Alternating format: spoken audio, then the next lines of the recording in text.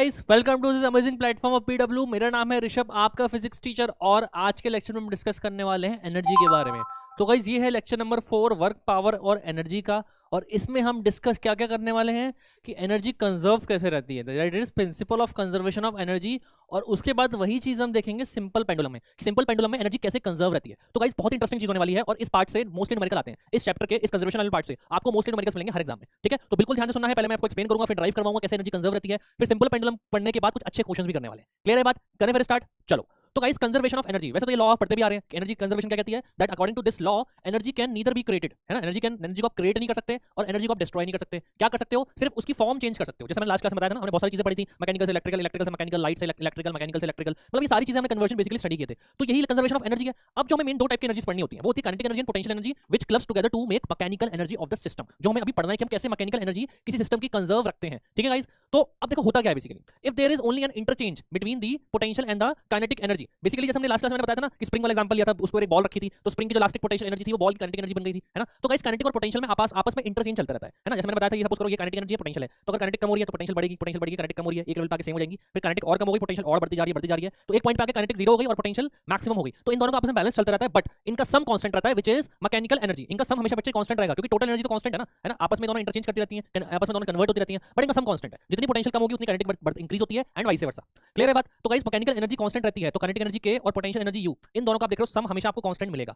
Condition क्या है? हम सारे एनर्जी लॉस वगैरह नेगलेक्ट कर रहे हैं, हम कोई भी एनर्जी लॉस लेके नहीं चल रहे। ये कंडीशन तब है, no energy loss is there, किसी भी फॉर्म में यहाँ पे एनर्जी में कोई लॉस नहीं है, बेसिकली फ्रिक्शन, एयर रेजिस्टेंस कोई भी लॉस नहीं लेके चल रहे, तब हम ये बात बोल रहे हैं, और which we will considering in most of the cases, ठीक है गाइस। तो principle of conservation of energy basically एक नेचर का फंडामेंटल लॉ है ना गाइस। एनर्जी कंजर्व रहना ये नेचर का लॉ है। जैसे फिजिक्स में बहुत सारे लॉज होते हैं, ऐसे ये भी एक लॉ है कि एनर्जी हमेशा कंजर्व रहती है। इनफैक्ट ये हर जगह है, केमिस्ट्री में आप पढ़ते होंगे ना, mass of reactant equal to mass of product, है ना। तो आपको जहां पे एनर्जी होती है वहां पे वो कंजर्व रहती है, it can only be transformed. अब क्वेश्चन जो हमारा मेन है कि काइनेटिक और पोटेंशियल हमेशा मैंने बताया इनका सम कांस्टेंट रहता है, which is mechanical energy.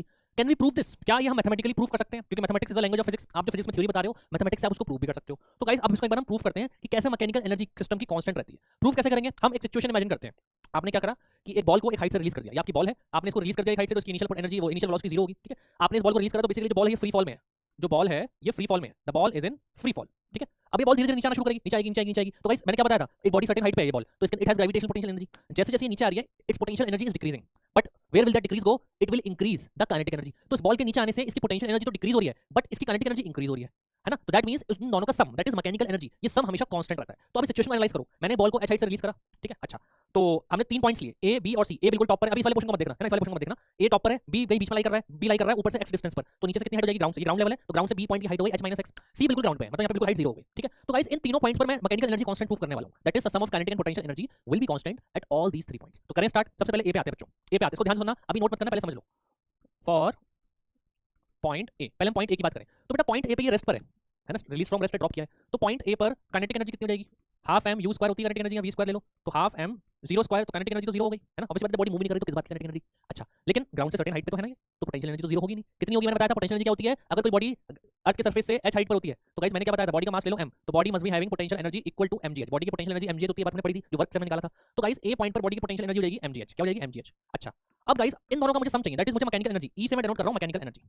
Mechanical energy को मैं ई से डिनोट कर रहा हूं, किससे डिनोट कर रहा हूं? ई से। मैकेनिकल एनर्जी क्या होती है? पोटेंशियल प्लस काइनेटिक, है ना, यही होती है। अच्छा, पोटेंशियल कितनी है? mgh। ए पर काइनेटिक 0 है, तो गाइस ए पर मैकेनिकल एनर्जी कितनी आ गई? mgh आ गई। आई बात समझ? ए पर we have a mechanical energy equal to mgh। A पर हमने एनर्जी निकाली, इसको ई ए लिख लेते हैं, है ना, इसको ई ए लिख लेते हैं, ठीक है, ई ए। क्लियर है बात? तो at A we have mechanical energy equal to mgh, ये ए पॉइंट की बात हो रही है, ठीक है। अच्छा, अब आते हैं गाइस सिमिलरली बी पे, बी पे आ जाएं। फॉर पॉइंट बी, बी पे आते हैं एक बार, है ना, बी पे एक बार इसकी कहानी देखते हैं। अच्छा, बी पे कैसे देखेंगे सर? आओ जरा। बेटा मैंने क्या माना कि देखो, ए से बी पे आने में it must have taken some time, कुछ टाइम लगा होगा, ठीक है।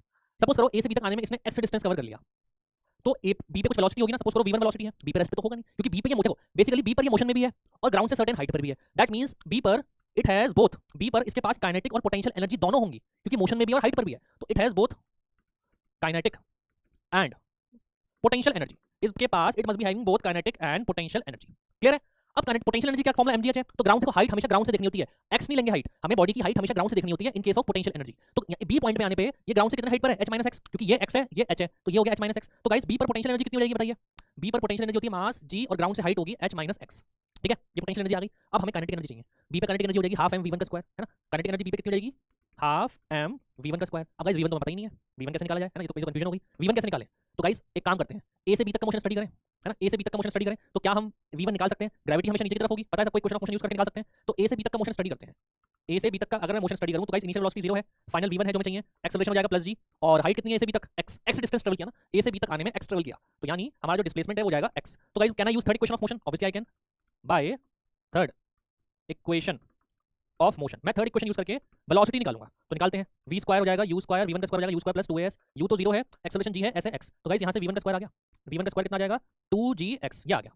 अभी मैं इसको अंडर रूट लूंगा, बताऊंगा, अभी आपको खुद क्लियर हो जाएगा, काइनेटिक एनर्जी निकालूंगा तो अंडर रूट की जरूरत नहीं, इतना छोड़ दो। तो मुझे v1 स्क्वायर की वैल्यू मिल गई, now can I find kinetic energy, क्या मैं v1 स्क्वायर की वैल्यू यहां से यहां पुट कर दूं काइनेटिक एनर्जी वाले फॉर्मूले में, yes guys can I do this, half m v1 का स्क्वायर कितना है 2gx है, कितना है 2gx है, अब क्या करें, कुछ कैंसिल हो रहा है, ये लो कैंसिल हो गया, तो काइनेटिक एनर्जी आ गई mgx। अब देखो काइनेटिक एनर्जी का फॉर्मूला तो हाफ m v स्क्वायर होता है, लेकिन आई कितनी हमारे केस में, it is mgx, kinetic energy मिल गई, पोटेंशियल एनर्जी मिल गई थी, अब क्या दोनों का मैं सम करके मैकेनिकल एनर्जी निकाल सकता हूं बच्चों, क्या अब मैं मैकेनिकल एनर्जी निकाल सकता हूं दोनों का सम करके, मैकेनिकल एनर्जी एट b, क्या मैं मैकेनिकल एनर्जी निकाल सकता हूं, बिल्कुल निकाल सकता हूं guys, mechanical energy at b क्या हो जाएगी, पोटेंशियल प्लस काइनेटिक, b पर कितनी है पोटेंशियल एनर्जी mgh-x, mgh-x, और काइनेटिक एनर्जी कितनी निकाली है mgx, काइनेटिक एनर्जी कितनी निकाली है mgx, तो कितना हो गया ये हो जाएगा mgh minus mgx plus mgx, right, इतना ही होगा, अब कुछ कैंसिल हो रहा है, लो ये तो गया, तो गाइस mgh आ गया, mgh आ गया, तो ये तो इसके इक्वल आ गया, लो ए पर भी mgh थी, बी पर भी mgh आ गई, है ना, तो दो के तो प्रूव हो गया, है ना, एनर्जी कांस्टेंट आ रही है भाई, कुछ भी कर लो आप, आपस में लेन देन का चलता रहता है काइनेटिक पोटेंशियल का, लेकिन इनका सम तो कांस्टेंट आ रहा है फिलहाल, दो चीजों के, दो पॉइंट्स के लिए, ए पर mgh, बी पर भी mgh। अब थर्ड पॉइंट हमारा कौन सा बचा, सी बचा, थर्ड पॉइंट सी बचा, अब क्या करें, सुनो बेटा, सी पर ये ग्राउंड पे आ गया, इसका मतलब सी पे पोटेंशियल एनर्जी कितनी हो जाएगी, 0 हो जाएगी, जब ग्राउंड पे आ गया भाई, ठीक है, what will be the kinetic energy at सी,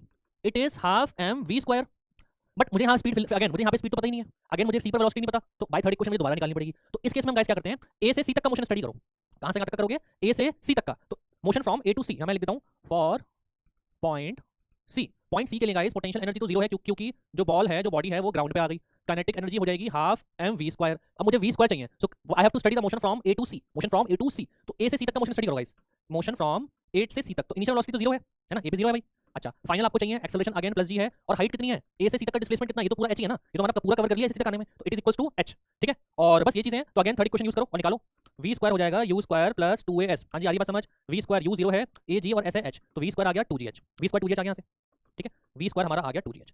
अब गाइस क्या v स्क्वायर की वैल्यू यहां पुट करके can I find the kinetic energy, इस वाले फॉर्मूले में kinetic energy half m v square में पुट करो भाई, half m v square equal है 2gh के, 2 से 2 कैंसिल, ये हो गया mgh, लो काइनेटिक एनर्जी mgh आ गई। अब क्या मैं मैकेनिकल एनर्जी निकाल सकता हूं, बिल्कुल निकाल सकता हूं बेटा, सी पे मैकेनिकल एनर्जी क्या होगी, again potential plus kinetic, potential तो भाई 0 है, काइनेटिक आ गई mgh, तो बच्चा लोग सी पर पोटेंशियल एनर्जी कितनी आ गई mgh आ गई, लो अगेन सी पे फिर भी कम कांस्टेंट आ गया, तो आप देख लो तीनों पॉइंट पर mechanical energy is constant, although kinetic and potential energy are not same, but their sum is constant mgh equal to mgh। तो आप क्या कंक्लूजन किया हमने, इससे क्या कंक्लूड किया, कंक्लूजन क्या निकला, कंक्लूजन ये निकला कि energy at A equals to energy at B equals to energy at C which is equals to mgh, ये है कंजर्वेशन ऑफ एनर्जी हमारे लिए, कंजर्वेशन ऑफ मैकेनिकल एनर्जी हमें यूज करना है कि काइनेटिक पोटेंशियल चेंज होती रहेंगी बट उनका सम कांस्टेंट है, काइनेटिक पोटेंशियल एनर्जी चेंज होती रहेंगी बट उनका सम कांस्टेंट है, क्लियर है गाइस, ठीक है, उनका सम कांस्टेंट है, क्लियर है, इसको लिख लिया, इसको लिखते रहो, तो इस टेबल को आप रेफर कर सकते हो, इस टेबल को रेफर कर सकते हो, हाईएस्ट पॉइंट पे काइनेटिक 0 है क्योंकि रेस्ट पे पोटेंशियल mgh, सम mgh आ गया है ना, बीच वाले पॉइंट पे काइनेटिक कुछ है, कुछ पोटेंशियल है, लेकिन उनका सम इज कांस्टेंट, ग्राउंड पे आके काइनेटिक mgh हो गई, पोटेंशियल 0 है but again some is constant, तो गाइस एनर्जी कंजर्व्ड है, कौन सी एनर्जी की बात कर रहा हूं, मैकेनिकल एनर्जी कंजर्व्ड है, मैकेनिकल एनर्जी क्या है हमारे केस में, कंजर्व्ड है, क्लियर है, आई बात समझ, ठीक है, मैकेनिकल एनर्जी कंजर्व्ड है, अच्छा इसको लिख लो, पॉज करके वीडियो, फिर आगे बढ़ते हैं, ठीक है, अच्छा अब एक चीज देखो, ठीक है, अब देखो जो ऑब्जर्वेशन आपको बताने वाला हूं ना, ये थोड़ी डिफरेंट है, इसको ध्यान से सुनना, काइनेटिक पोटेंशियल चेंज तो हो रही है, ये बात आप सबको पता है, लेकिन चेंज हो कैसे रही है, मतलब उनकी डिस्टेंस पे डिपेंडेंस कैसी है, लेट मी रिपीट, काइनेटिक और पोटेंशियल एनर्जी चेंज तो हो रही है, ठीक है, बट काइनेटिक और पोटेंशियल एनर्जी वेरी कर कैसे रही है, वेरिएशन भी अलग अलग हो सकता है ना, हो सकता है लीनियरली वेरी कर रहे हो सकता है स्क्वायर पे डिपेंडेंट हो, है ना, वेरिएशन भी अलग अलग तरीके से हो सकता है, तो गाइस ये वेरिएशन कैसा है, क्या आप जज कर सकते हो, डिस्प्लेसमेंट के साथ काइनेटिक और पोटेंशियल एनर्जी कैसे वेरी कर रही है, इस इक्वेशन को पकड़ो, आप देख रहे हो पोटेंशियल एनर्जी और डिस्टेंस x क्या है, या डिस्प्लेसमेंट, पोटेंशियल एनर्जी और डिस्प्लेसमेंट में कैसा रिलेशन है, क्या ये लीनियर रिलेशन नहीं है, x की पावर 1 है ना, पोटेंशियल और डिस्टेंस या डिस्प्लेसमेंट में लीनियर रिलेशन है, कैसा रिलेशन है गाइस, ये एक लीनियर रिलेशन है, लीनियर रिलेशन है, समझ पा रहे हो चीज, देखो मैथमेटिक्स आपने पढ़ा होगा ना, है ना, आईसीएसई के स्टूडेंट्स को मैथ्स बहुत अच्छी होती है, मैथमेटिक्स में पढ़ा होगा, लीनियर इक्वेशन की जनरल ये होती है y = mx + c, ये होती है, या फिर ये भी होती है ax + b = c, ऐसे करके कुछ होती है, तो आप देख रहे हो ये सब लीनियर इक्वेशन है, कैसी है लीनियर, लीनियर मतलब x की पावर 1 पे डिपेंड कर रहा है ना, y और x में अगर ग्राफ बनाऊं या फिर x और इसमें ग्राफ बनाऊं, तो आप देख रहे हो ये किस पे डिपेंड कर रहा है, लीनियर इक्वेशंस है, तो गाइस लीनियर इक्वेशंस का ग्राफ कैसे बनता है, आपको पता करना, y = mx + c, या फिर कोई भी इक्वेशन ले लो, सपोज y = मैं थोड़ी सी मैथ्स पढ़ा रहा हूं आप लोगों को यहाँ पे, है ना, अगर मैं आपसे बोलूं इस इक्वेशन का ग्राफ बनाऊं तो कैसे बनेगा गाइस, है ना, इस इक्वेशन का ग्राफ बनेगा, कैसे बनेगा, x0 तो y - 5, तो ये यहाँ से स्टार्ट होगा ग्राफ, है ना, ग्राफ जो है यहाँ से ऐसे स्टार्ट होगा, ठीक है, और ऐसे करके ऐसे जा रहा होगा, ये ग्राफ ऐसे स्ट्रेट बनेगा, तो बेसिकली आप देख रहे हो, कहने का मतलब ये है कि ये लीनियर वेरिएशन है, ग्राफ हमेशा स्ट्रेट लाइन बनेगा, अगर कोई चीज लीनियरली डिपेंड कर रही है बच्चे, तो ग्राफ ऐसे स्ट्रेट लाइन बनता है, मैं मैथ्स भी पढ़ाता था एक्चुअली, और अभी पढ़ा लेता हूं मैथ्स, तो मुझसे मैथ्स भी पूछ सकते हो, कोई प्रॉब्लम नहीं है, तो स्ट्रेट ऐसे वेरी कर रहा है, ठीक है, अब मुझे बताओ पोटेंशियल, देखो आपको दो चीजें देखनी है, एनर्जी और डिस्प्लेसमेंट में कैसा रिलेशन है, एनर्जी और डिस्प्लेसमेंट में लीनियर रिलेशन है, इसका मतलब ये स्ट्रेट लाइन बनेगा ग्राफ, अगर मैं एनर्जी और डिस्प्लेसमेंट बताऊं, ऐसे ही काइनेटिक एनर्जी और डिस्प्लेसमेंट आप देख रहे हो स्ट्रेट प्रोपोर्शनल है, लीनियर रिलेशन आ रहा है। अब गाइस अगर मैं ग्राफ बनाऊं एनर्जीज का, तो क्या वो ग्राफ कुछ ऐसा नहीं दिखेगा, अब देखो इस ग्राफ को let me explain this, confuse मत होना, देखो टोटल एनर्जी डॉटेड लाइन है, आप देख रहे हो ये मैंने प्रूफ किया था, ये तो कांस्टेंट रहती है mgh, ठीक है, टोटल एनर्जी कांस्टेंट रहती है mgh, ये आपका ग्राउंड है, ये आपका ग्राउंड है, या फिर ये आपकी ग्राउंड लेवल है, ये आपका ग्राउंड से हाइट है, हमने energy, total energy versus height का ग्राफ बना दिया, मतलब ये एनर्जी है एक तरीके से ई वर्सेस एक्स का ग्राफ बना दिया, ठीक है। अब मुझे चीज बताओ, मैंने क्या बताया था, ग्राउंड पे पोटेंशियल 0 है, आप देख रहे हो ग्राउंड पे पोटेंशियल 0 है और काइनेटिक मैक्सिमम है, देख रहे हो ये वाला कर्व काइनेटिक का है, ये पोटेंशियल का है, तो ग्राउंड पे पोटेंशियल 0 है, काइनेटिक मैक्सिमम है। जैसे जैसे बॉडी नीचे आ रही है पोटेंशियल, जो जैसे बॉडी सॉरी ये हमने नीचे से ऊपर कराया, सॉरी ये हमने नीचे से ऊपर का ग्राफ बनाया है, ठीक है ना, इसको ऐसे मान के चलो, ये हमने नीचे से ऊपर ग्राफ बनाया, किसी बॉडी को नीचे से थ्रो किया है, ठीक है ना, a body is throne upwards, ये ग्राफ किस बॉडी के लिए है, a body is throne upward, उसके लिए है ग्राफ। अब आपको थोड़ी हेल्प मिल जाएगी समझने में, it will be easy for you, ठीक है। तो गाइस नीचे से किसी बॉडी को थ्रो करते हो तो ग्राउंड पे है तो पोटेंशियल एनर्जी 0 होगी, बट काइनेटिक एनर्जी ग्राउंड पे तो मैक्सिमम होगी। जैसे जैसे बॉडी ऊपर जा रही है आप देख रहे हो पोटेंशियल तो बढ़ती जा रही है, potential is increasing but kinetic is decreasing, potential increase हो रही है काइनेटिक डिक्रीज हो रही है, एक पॉइंट पे आके दोनों सेम हो गई, ये एक पॉइंट पे आके दोनों सेम हो गई, राइट। फिर क्या हुआ, जैसे बॉडी ऊपर जा रही है क्या हो रहा है, पोटेंशियल बढ़ती जा रही है काइनेटिक डिक्रीज हो रही है, पोटेंशियल बढ़ती जा रही है काइनेटिक डिक्रीज हो रही है, और मैक्सिमम हाइट पे आके ये एच क्या है, एच आपकी मैक्सिमम हाइट है। तो गाइस मैक्सिमम हाइट पे आके आप क्या देख रहे हो, काइनेटिक 0 हो गई लेकिन पोटेंशियल क्या है, मैक्सिमम है। देखो वेरिएशन कैसा आ रहा है, लीनियर वेरिएशन आ रहा है, तो ये मैक्सिमम हाइट है और ये हमने ग्राउंड पे रिलीज कराया, बेसिकली हम ग्राउंड पे रिलीज कराया बॉडीज को, क्लियर है। तो आप देख रहे हो एनर्जी वेरी तो कर रही है लेकिन इनका जो सम है mgh वो कांस्टेंट है, ये टोटल एनर्जी डॉटेड लाइन वाला इनका सम कांस्टेंट है, ठीक है। और एक पॉइंट पे आके गाइस दोनों एनर्जी सेम हो जाती है, इक्वल हो जाती है, और वो पॉइंट क्या होता है, मैक्सिमम हाइट का हाफ। आप देख भी सकते हो, आप देख भी सकते हो इस फॉर्मूले में, मैं प्रूव भी कर दूंगा, सॉरी मैं इसको प्रूव भी कर देता हूं। आप देख रहे हो कि ये पोटेंशियल एनर्जी क्या आ रही है, u mgh - x ये आ रही है, पोटेंशियल एनर्जी क्या आ रही है, देखो basically half of the height पे एट x = h/2, मतलब जब बॉडी बीच में है पोटेंशियल एनर्जी का फॉर्मूला में क्या ड्राइव किया, mgh - x, तो ये कितना हो जाएगा mgx - सॉरी h - h/2, तो ये हो जाएगा गाइस mgh/2, पोटेंशियल एनर्जी कितनी आ गई, और काइनेटिक एनर्जी कितनी होती है, काइनेटिक एनर्जी का फॉर्मूला पड़ा है mgx, तो गाइस ये भी mgh/2 आ गई, दोनों सेम आ रही है, हाफ आ रही है, देख रहे हो चीज प्रूव हो गई। तो गाइस बिल्कुल बीच में आके काइनेटिक और पोटेंशियल हाफ होती है, 50% काइनेटिक होगी बॉडी के अंदर, 50% पोटेंशियल होगी, मतलब ठीक है ना, 50% काइनेटिक होगी और 50% बॉडी के अंदर पोटेंशियल एनर्जी होगी, कब, हाफ ऑफ मैक्सिमम हाइट में, क्लियर है, ठीक है। लेकिन उनका सम कांस्टेंट रहेगा mgh, दोनों आप देख रहे हो mgh/2 है, हाफ हाफ है दोनों, क्लियर है बात। तो गाइस ऐसे वेरिएशन होता है काइनेटिक और पोटेंशियल एनर्जीज का। चलिए फिर आगे, तो ये टेबल है, इसको एक बार स्टडी करो, तो आपने क्या देखा, अगर बॉडी ऊपर से नीचे आ रही है, डाउनवर्ड मोशन है, बॉडी फ्री फॉल में है, तो मैक्सिमम हाइट पे क्या होगा, काइनेटिक 0 होती है क्योंकि रेस्ट पे होती है, लेकिन पोटेंशियल एनर्जी mgh होगी और दोनों का सम कांस्टेंट है, राइट। जैसे जैसे बॉडी अगर मिड पॉइंट पे आ गई, मैंने बताया हाइट हाफ पे आ गई, तो हाफ पे आने में potential 50%, kinetic 50%, but their sum is constant. Body ground पे आएगी तो हाइट 0 तो पोटेंशियल 0 बट काइनेटिक अब mgh रहेगी, और सम आ गया अगेन mgh, सम आ गया mgh, पोटेंशियल 0 काइनेटिक मैक्सिमम।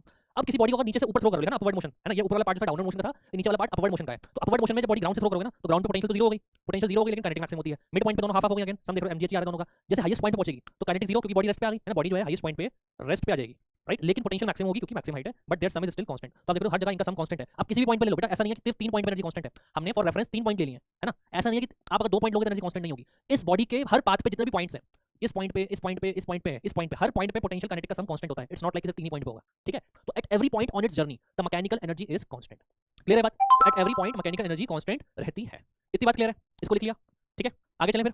अब क्वेश्चन ये आता है कि सर इसको मैं कंजर्वेशन ऑफ एनर्जी को मैं पेंडुलम में कैसे अप्लाई करता हूं। पेंडुलम आपने क्या करा, एक स्ट्रिंग से एक बॉब को है ना, इसको बॉब बोलते हैं, इसको हैंग कर दिया और इसको ऐसे ये ऐसे ऑसिलेट कर रहा है, पेंडुलम ऐसे ऑसिलेट कर रहा है, ऐसे ऑसिलेट कर रहा है पेंडुलम, ठीक है ना, इस पॉइंट के अबाउट ऐसे ऑसिलेट कर रहा है, ठीक है। अब बेटा ऐसा होता क्या, देखो ये तो पेंडुलम कैन मूविंग, आप देख रहे हो एक मैक्सिमम उस तक जा रहा है हाइट तक, फिर आ गया, मतलब इस पॉइंट के आगे नहीं जा रहा। अगर मैं पेंडुलम की बात करूं, आप देख रहे हो इस पॉइंट के आगे नहीं जा रहा, और यहां बात करूं तो यहां देखो, यहां वो इस पॉइंट के आगे नहीं जा रहा है ना, यहां पे वो इस पॉइंट के आगे नहीं जा रहा और यहां पे वो इस पॉइंट के आगे नहीं जा रहा, देख पा रहे हो चीज। तो गाइस ये इस पेंडुलम की एक्सट्रीम पोजीशन है जिसके ऊपर वो नहीं जा रहा, मतलब ये इसकी मैक्सिमम हाइट है, ऐसे बोल सकते हो, ये पेंडुलम की एक्सट्रीम पोजीशन है, ठीक है, ये वाली और ये वाली, दो एक्सट्रीम पोजीशन होती है इसकी, है ना, there are 2 extreme position of this as oscillating pendulum. अच्छा अब बेटा वैसे ये तो जिफ है तो ये मूव करता रहेगा, बट अगर रियलिटी में क्या होता है, पेंडुलम ऑसिलेट करता रहता है और इस पॉइंट पे रेस्ट पे आता है, ऐसा नहीं रेस्ट पे पेंडुलम यहां आ गया हो, जब मोशन नहीं कर रहा तो रेस्ट पे यहां होता है ना। तो गाइस इस पोजीशन को हम क्या बोलते हैं, इस पोजीशन को हम बोलते हैं मीन पोजीशन, जहां पे वो रेस्ट पे आता है, मतलब इक्विलिब्रियम में होता है, रेस्ट पे आ गया मतलब क्या नेट फोर्स 0 हो जाती है, बताऊंगा अभी, है ना। तो इस पोजीशन को हम बोलते हैं इक्विलिब्रियम पोजीशन, क्या बोलते हैं, इक्विलिब्रियम पोजीशन बोलते हैं। तो this is mean position, this is extreme position. अब इन तीनों पोजीशंस पे ना हम इसकी काइनेटिक और पोटेंशियल एनर्जी देखेंगे, कंसीडरिंग आई मीन कोई फ्रिक्शन वगैरह हम इसको नहीं लेके चल रहे। अब मेरी बात ध्यान से सुनो, ठीक है, इसको कंजर्वेशन ऑफ एनर्जी पे कैसे अप्लाई करते हैं, ये तो बहुत इंटरेस्टिंग टॉपिक है गाइस।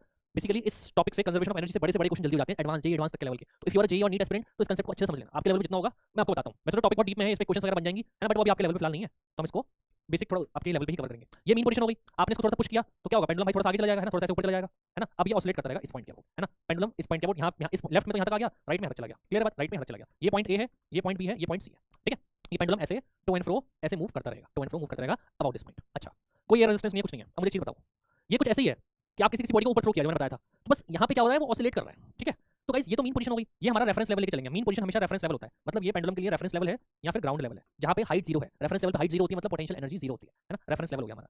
तो गाइस बी पर होगा क्या, पेंडुलम रेस्ट, आपका क्या होगा, इस तरीके से पेंडुलम यहाँ पे आपने हल्की इसको थोड़ी सी वेलोसिटी दी, आपने पेंडुलम को कुछ वेलोसिटी दी v, तो ऊपर जाएगा, तो बी पर पोटेंशियल तो 0 है, at B guys, at B potential तो 0 है, लेकिन काइनेटिक कितनी है, हाफ mv² है, काइनेटिक तो 0 नहीं है, ठीक है। जैसे जैसे पेंडुलम गाइस बी से सी तक जा रहा है, आप देख रहे हो हाइट तो बढ़ती जा रही है, राइट, बट ग्रेविटी का अगेंस्ट जा रहा है ना, पेंडुलम पे नीचे की तरफ ग्रेविटी लग रही होगी, mg फोर्स लग रही होगी, तो ग्रेविटी की वजह से ये सी पे आके रुक गया। तो सी पर ये रुक गया तो गाइस इसका मतलब सी पर काइनेटिक एनर्जी तो 0 हो गई और पोटेंशियल एनर्जी क्या हो जाएगी, mgh। सी की हाइट ले लो रेफरेंस लेवल से h, हाइट लेते हैं हमेशा वर्टिकल, mgh। तो पोटेंशियल एनर्जी सी पर मैक्सिमम है और ए पे क्या है, काइनेटिक एनर्जी मैक्सिमम है, ए पे काइनेटिक एनर्जी मैक्सिमम है, ठीक है। तो बी से सी तक जाते हुए पोटेंशियल एनर्जी इंक्रीज हो रही है और काइनेटिक डिक्रीज कर रही है, जैसे मैंने बताया, बट इनका सम कांस्टेंट रहेगा mgh, सम हमेशा दोनों का कांस्टेंट रहेगा, जैसे हमने इससे पहले प्रूफ किया, इसमें भी वैसे प्रूफ, वही प्रूफ इसमें भी वैलिड है, क्लियर है। अब मुझे बताओ, बी से सी तक जाने में पोटेंशियल डिक्रीज हो रही है, पोटेंशियल इंक्रीज हो रही है, काइनेटिक डिक्रीज हो रही है, लेकिन वापस बी पे तो आएगा। तो जब वो सी से बी पे आ रहा है, अब हाइट डिक्रीज हो रही है ना, जब सी से बी पे आ रहा है तो हाइट डिक्रीज हो रही है, तो पोटेंशियल डिक्रीज हो रही है, तो काइनेटिक क्या होगी, इंक्रीज, क्योंकि बॉडी नीचे आती है तो स्पीड इंक्रीज होती है। तो गाइस सी से बी पे आने पे पोटेंशियल क्या होगी, डिक्रीज, और काइनेटिक होगी इंक्रीज। अगेंस्ट बी पे आने के बाद इसकी पोटेंशियल एनर्जी 0 हो जाएगी और काइनेटिक एनर्जी क्या हो जाएगी, मैक्सिमम हो जाएगी, किस पे, बी पे आने के बाद। सेम अप्लाइज टू ए। अब जब ये बी से ए पर जाएगा तो अगेन हाइट बढ़ रही है ना, हाइट बढ़ती जा रही है रेफरेंस लेवल से, तो इसकी जो पोटेंशियल एनर्जी वो इंक्रीज होती जाएगी, और ए की हाइट h है, तो ए पे पोटेंशियल एनर्जी मैक्सिमम हो जाएगी mgh, और काइनेटिक हो जाएगी 0, क्योंकि एक्सट्रीम पोजीशन पे बॉडी रेस्ट पे जाती है, and this is mean position पे बॉडी की काइनेटिक एनर्जी मैक्सिमम होती है।